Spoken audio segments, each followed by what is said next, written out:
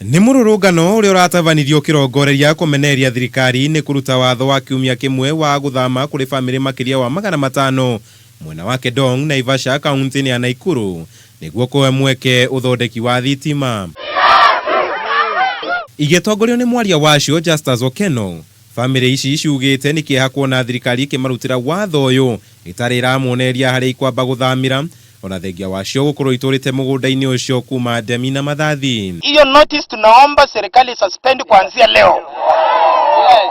Na sisi tuko ready kukana kila mtu, bora jamii ipate haki kama jamii wale wengine ambao walipewa. Uge oyo gikindirwo ni Lucy na Rumo na Damaris na Irusa aria ni ikaria gicigo giki na aria merumite kini matikwehera mugunda-ini ucio ginyagia marihuo mugunda wao.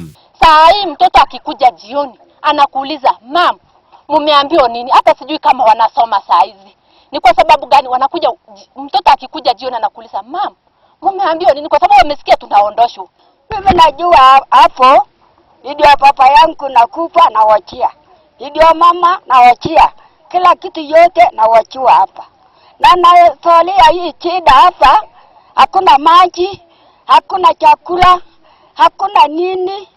Sasa kama nasema waondoke, ataondoka ataenda kwa nani? No akiaria na Kameme TV na njira ya thimo, munini wa county commissioner mwena wa Naivasha Bogo Mathioya ni augite mugunda ucio wigwatirwo ni kambuni ya Kira iria gukorwo igitavania wenji wa thitima eno kuma kuri kambuni ya Kenjen na agatitirithia thama eno no nginya ikinyanirio.